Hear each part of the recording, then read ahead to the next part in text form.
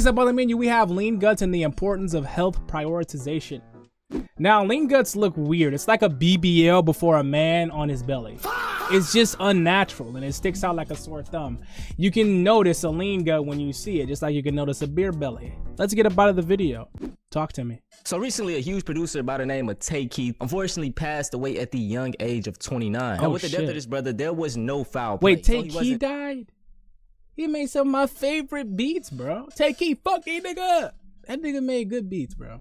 Damn, I didn't even know he died. Murdered or anything. But what is suspected is this is from a possible overdose or something dealing with his health. On the 911 call, his girlfriend stated that he did have high blood pressure and also had some breathing problems in the past. Do you have any like known health issues or anything like that?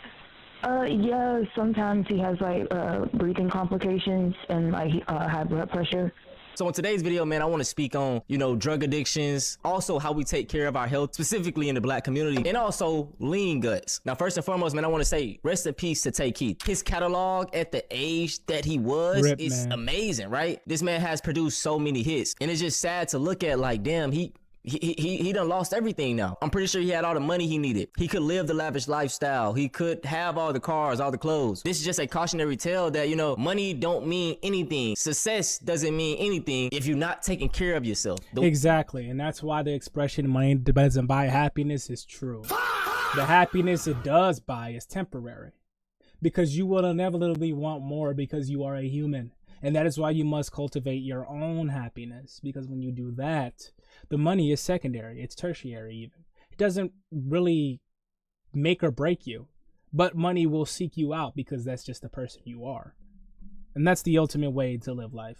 The way you're supposed to your health. Besides the brother Keith though, this is a pattern that we do see with a lot of black rappers. Back in 2024, we had the rapper Rich Homie Quan. He passed away from a drug overdose. Before him, another rapper, Big Scar, passed away from a drug overdose. Juice WRLD, right, back in 2019, 2018, he died of an overdose that could have been prevented. I think he took too many at one time or something like that, right? But he was using drugs anyway. And not even talking about rappers, man. We all know someone in our real world that probably passed away because they took some pills laced with fentanyl. Or their heart just stopped beating out of nowhere because of the drugs they were doing and the lifestyle that they were living, not taking care of themselves. This is something that we see all the time. I want to start this video off by talking about lean though and lean guts, because I remember back in my early teens, right? 2016, 2017, lean was popular. Man, that shit was cool as fuck.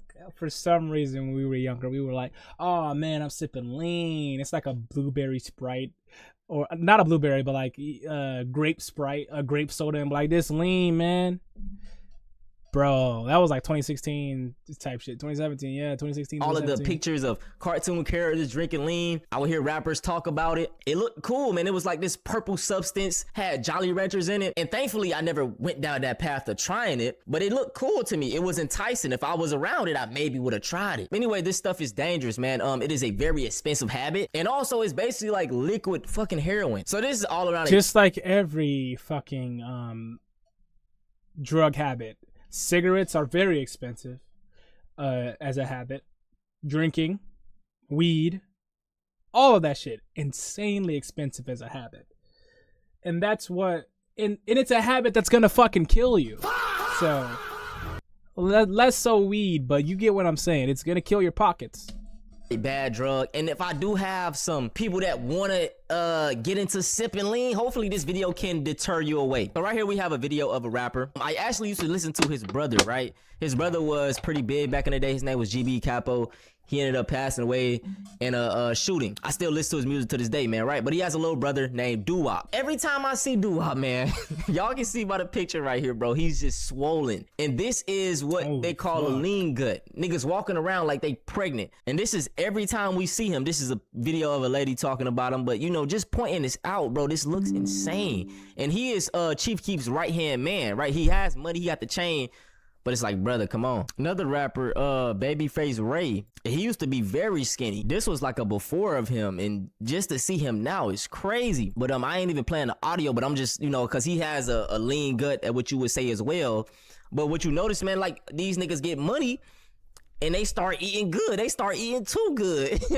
So they start developing these lean guts, not taking care of their body. And then down the line, if they I think the reason they developed the lean guts and get on drug addiction is because they thought that getting famous would fulfill them. They thought that's what was missing. That was the missing piece. Money is never the missing piece. And that is why I can't buy you happiness. You understand? Sure, yes, objectively, money helps a lot. But it is not the missing piece. It really isn't. Neither is drugs. End up passing away, you know, unexpected. Everyone's sad, but it's like, brother, this was it was inevitable. So just again, if you a sipper or you be trying to indulge in those type of activities or it seems enticing to you, you gonna end up looking like a fucking pregnant woman, okay? Moving on, man, I want to talk about drug addiction. And I think a lot of people don't want to admit this shit, but they be addicted to weed, right? We all know that person that be like, man, yeah, I can't eat until I smoke. I can't stand the smell of weed, bro. I can't stand it. That shit stinks.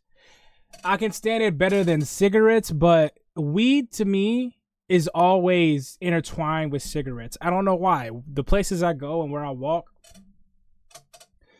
I'm in a town that's like, you know, mid to low class town, you know. So everywhere I walk where there's like a public place, I smell weed. I smell cigarettes. And it's always interlaced, which produces an ammonia, a smell, a pheromone of despair, regret, lack, and poverty. That's what the smell just secretes to my nostrils. And every time I smell it, it pisses me off. It makes me angry because it's just a smell of depression. And I haven't felt depressed in months.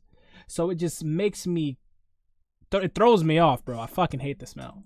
Do this until I smoke. I can't do that until I smoke. It's like, brother, you're addicted, and it's cool to admit that shit. And listen, it's nothing wrong with smoking. Do your thing. I feel like it does have its benefits. Just hate the smell. But once you get to that point of, like I stated, needing to smoke before you do anything, it's getting out of hand. And after everything a while, in moderation. This tends to change into like you get too tolerant of the weed. In your life, you should not seek perfection. You should seek balance.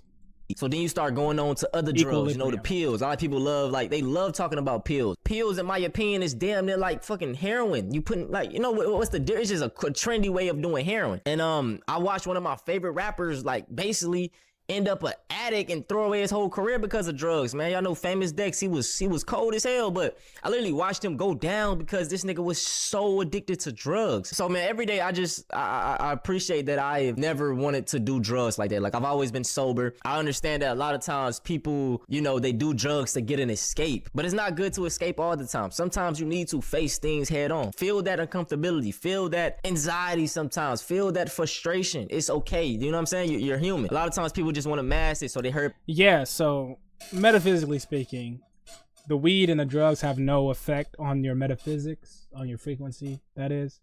But it does when you allow it. So when you think your joy is derived from weed or substances, that is what it will be derived from, because that's what you believe. That's where your conviction lies, within the drugs. So that is the only place you can find it. Because whatever the thinker think, the prover proves, guys. And if you don't know what that means, that's basically whatever you feel and whatever you believe to be true will be reflected back at you, reinforcing this loop of, see, I knew it. Because when niggas be like, oh, there's no jobs out here, and then they try to put in a job and there's like hundreds of applications they put in and they don't get hired. I'm not saying this is a good job market at all, but what I'm saying is whatever the thinker thinks, the prover proves. They put in thousands of applications, get denied, and they say, see, I told you, see. They were expecting it. They already accepted that as the reality, as what's going to happen. And when you do that, that is what will happen. They hurp and get high, they hurp and drink, they hurp and do that. And this stuff ends up deteriorating your health. Now the final topic, man, and we gonna end it off with this topic, is just the importance of health and how I feel like the black community, we don't do that to its fullest ability. I know a lot of us love the soul food, and there's nothing wrong with soul food, but I think it's the way we prepare a lot of these foods, or eating it too often, right? The fried foods, the sweets, and you know, but it's all so the good, other bro. stuff that's bad, really. What we gotta realize is that a lot of these foods that we eat, that's probably something that's like only the realistic things other than alcohol, because I have a long line of alcoholics. But luckily, alcohol is disgusting to me. That shit tastes like, it just makes me shiver when I drink it. I do like wine though. Other than alcohol, I think food is the next thing that could probably, get me addicted the easiest, because man, food is just so fucking good, isn't it? From slavery, right? It was because we was given the scraps and we had to turn that shit into something good. So I it's just like like I to can eat. understand us eating, you know, feces infested intestines back in the day when we ain't had shit else. But in 2026, why are you still eating that? Right? Once you know better, you gotta do better. And what I need a lot of my people to understand is that, man, the conditions of how our people used to eat back in the day are not the same now. Our ancestors used to be in that sun sweating. They used to be mixing these foods up with all type of herbs and shit. So you in 2026, you not sweating. You not outside. You not cooking your food this way. You're just, you know what I'm saying? So it's going to affect you completely different. Yeah, they made your grandma and shit. You maybe live to 100 eating like that, but that's not going to happen to you. So I think as a black community, man, we got to most definitely prioritize the way. That's also not going to happen to you.